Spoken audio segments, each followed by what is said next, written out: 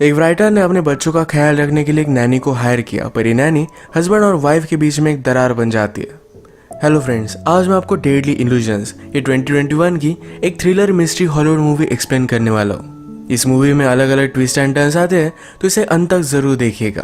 तो बिना किसी देरी के एक्सप्लेनेशन स्टार्ट करते हैं। मूवी स्टार्ट होती है और हम हमारे मेन कैरेक्टर मैरी को देख सकते हैं। मैरी एक बहुत ही फेमस राइटर थी और बहुत साल हो चुके हैं उसने कुछ भी राइट नहीं किया था।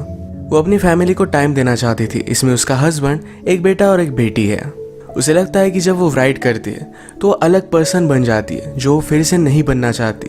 तो इसी वजह से राइटिंग से डर रही थी। पर एक दिन उसके पब्लिशिंग हाउस से कुछ लोग उसे मिलने के लिए आए। कुछ अलग बहाना बनाकर उन्होंने मीटिंग फीस की थी, पर मीटिंग में उसे कहते हैं तुम्हें हमारे लिए और एक बुक लिखनी है। उन्होंने उसे इसकी ऑफर दी, पर मैरी इस ऑफर को देखती भी नहीं।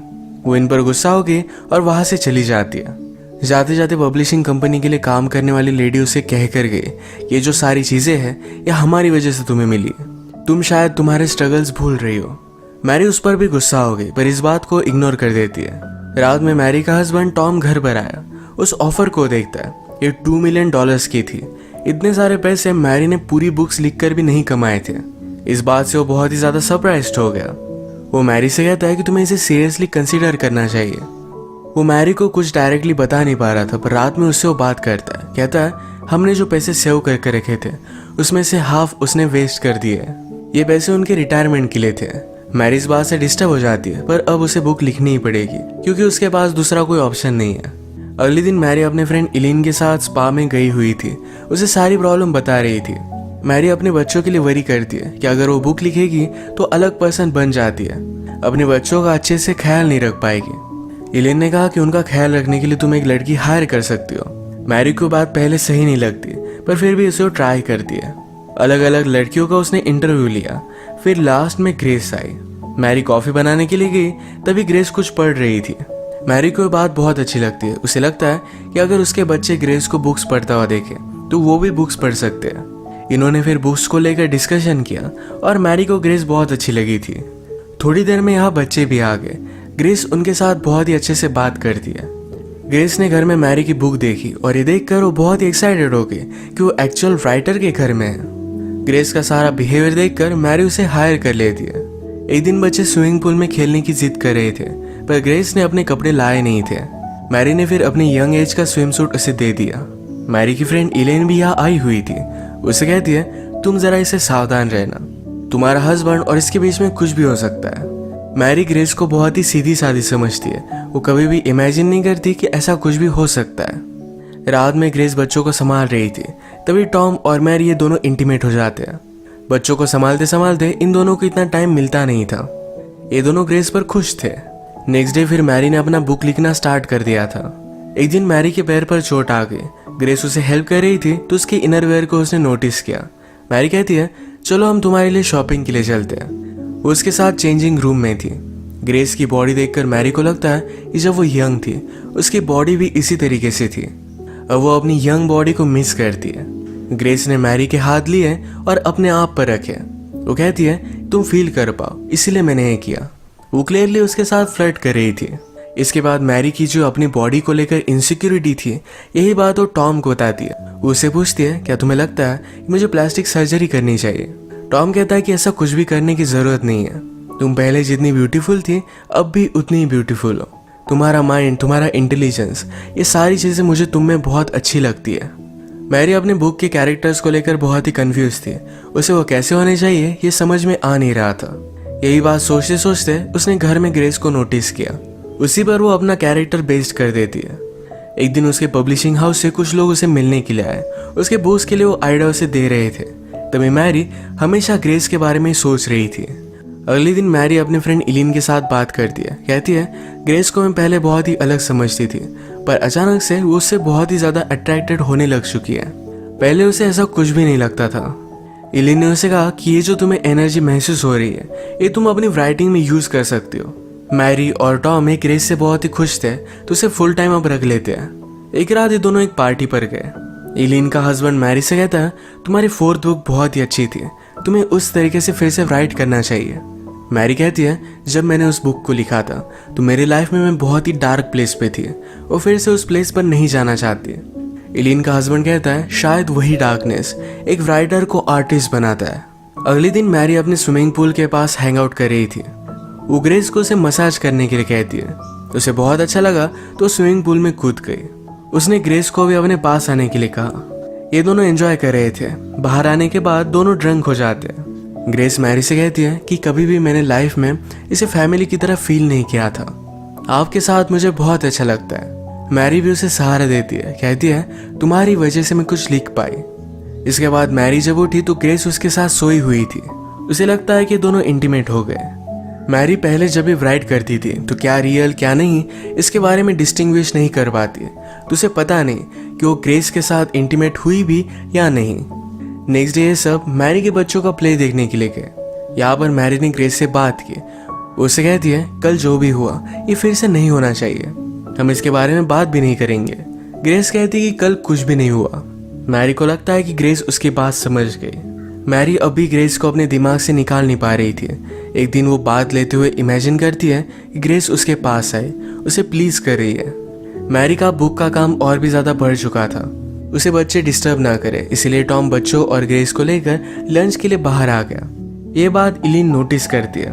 उसे लगता है कि शायद टॉम और ग्रेस के बीच में कुछ अफेयर है। टॉम को आज लंच करते हुए ग्रेस बहुत ही अलग लगती है। वो हमेशा शर्मीली होती है पर आज बहुत ही ज्यादा कॉन्फिडेंट है। वो जानबूझकर टॉम को रिझाने की कोशिश कर रही थी और यह भी वर्क कर रहा था।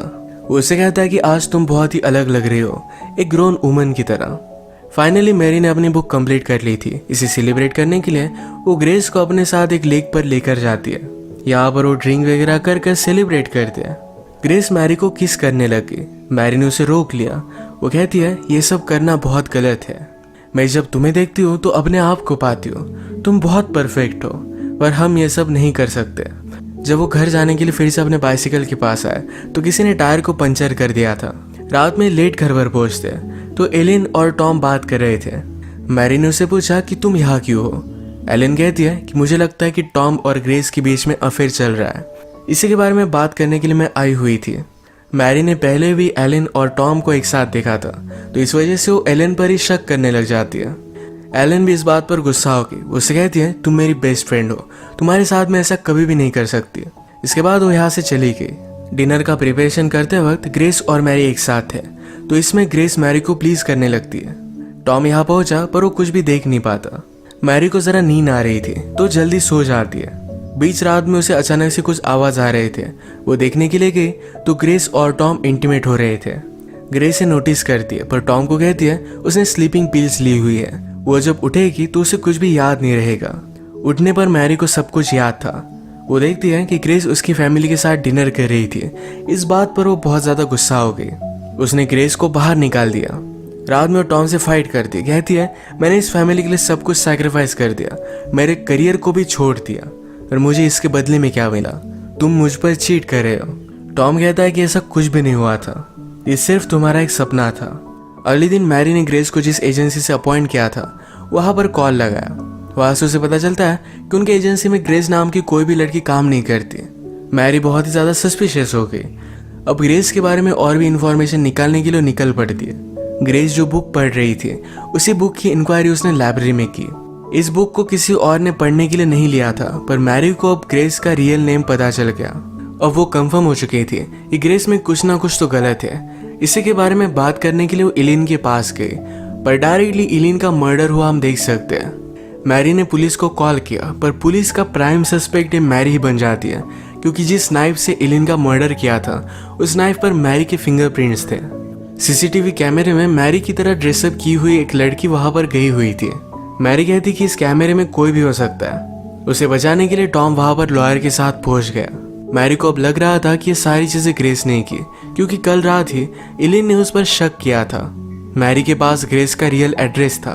डायरेक्टली उसके घर पर पहुंच गई। घर पर वो ग्रेस के फॉस्टर मॉम से मिलती है। उसने उससे कहा कि वो जब छोटी थी तब उसके पेरेंट्स ने उसे बहुत अब्यूज किया था, इसके लिए वो जेल में भी गए थे। मैरी यहाँ पर नोटिस करती है कि लेडी अलग अलग आवाज में बात कर रही थी, यानी कि उसे स्प्लिट पर्सनैलिटी डिसऑर्डर था। ये देखकर मैरी जल्दी से वहां से निकल जाती है। उसने घर पर टॉम को कॉल लगाया कि ग्रेस को घर में आने मत दो, वो बहुत ही डेंजरस है। पर ग्रेस ऑलरेडी घर में थी।